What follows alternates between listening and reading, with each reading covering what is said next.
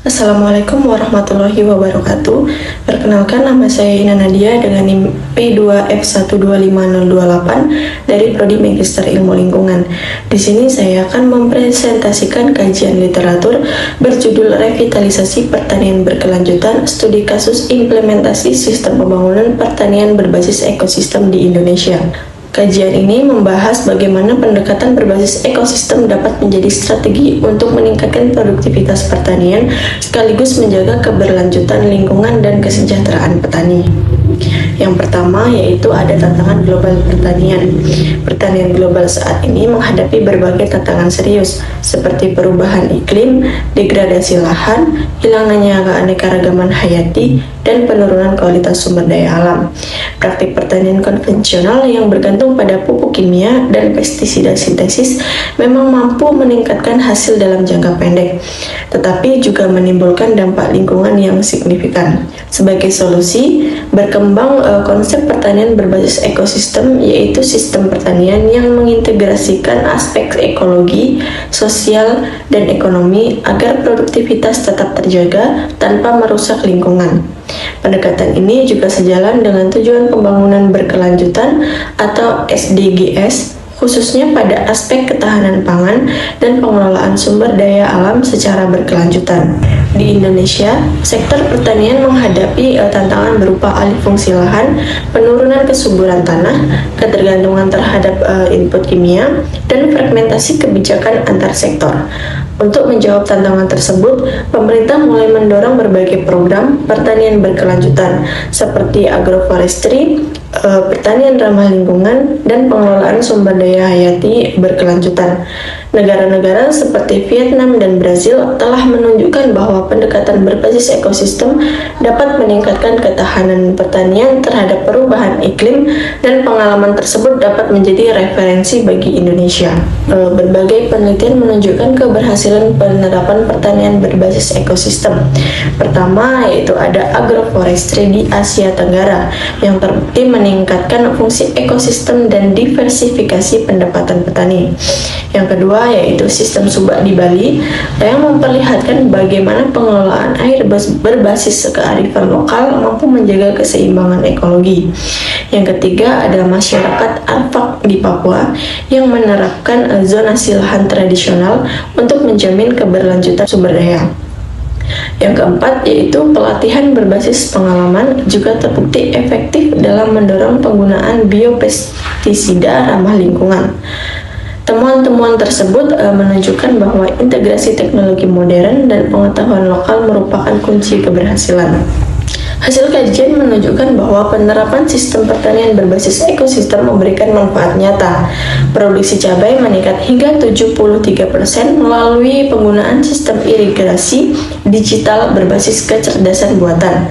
Pendapatan petani meningkat sekitar 15,8% pada sistem agroforestry yang mengombinasikan tanaman hortikultura dan pohon berkayu.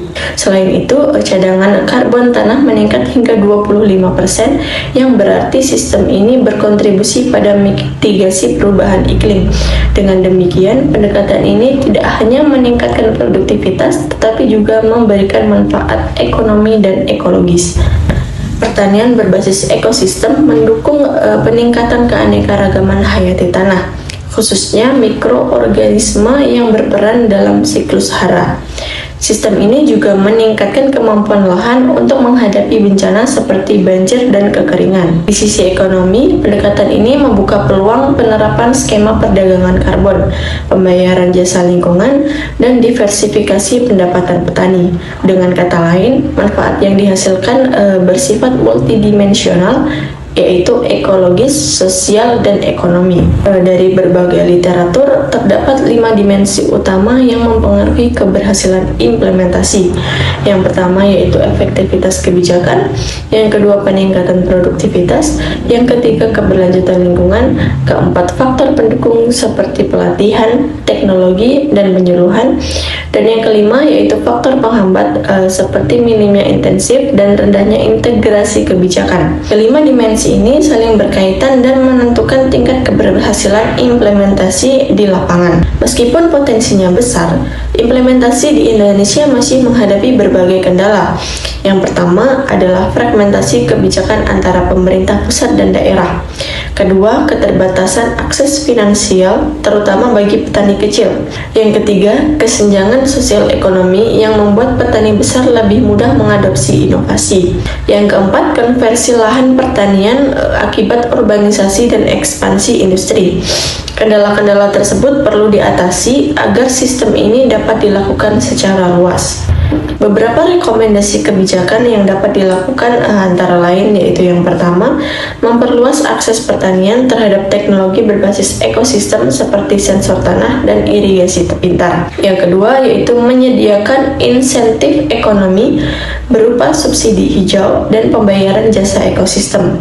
Yang ketiga, meningkatkan kapasitas petani melalui pelatihan dan penyuluhan. Dan yang keempat yaitu mengintegrasikan prinsip ekologi ke dalam kebijakan pembangunan pertanian nasional. Dengan kebijakan yang tepat, adopsi pertanian berkelanjutan dapat meningkat secara signifikan.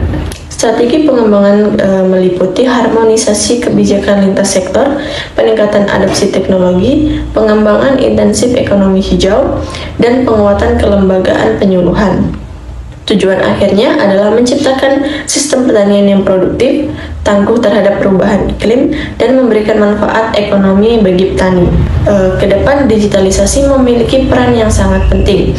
Teknologi precision farming, Internet of Things, dan blockchain dapat meningkatkan efisiensi produksi dan transparansi rantai pasok. Sementara itu, konsep ekonomi hijau membuka peluang perdagangan karbon dan akses pasar global bagi produk pertanian rendah emisi. Keberhasilan penerapan teknologi ini sangat bergantung pada peningkatan literasi digital dan infrastruktur pendukung. Sebagai kesimpulan, pertanian berbasis ekosistem memiliki potensi besar untuk meningkatkan produktivitas, menjaga kualitas lingkungan, dan meningkatkan kesejahteraan petani. Namun, implementasinya masih menghadapi berbagai tantangan, terutama pada aspek kebijakan, intensif ekonomi, dan akses teknologi. Oleh karena itu, diperlukan pendekatan kebijakan yang holistik dan kolaboratif antara pemerintah, akademisi, warga, dan petani. Dengan dukungan yang kuat, Indonesia memiliki peluang besar untuk membangun sistem pertanian yang tangguh, adaptif, dan berkelanjutan. Demikian presentasi yang dapat saya sampaikan. Saya akhiri. Wassalamualaikum warahmatullahi wabarakatuh.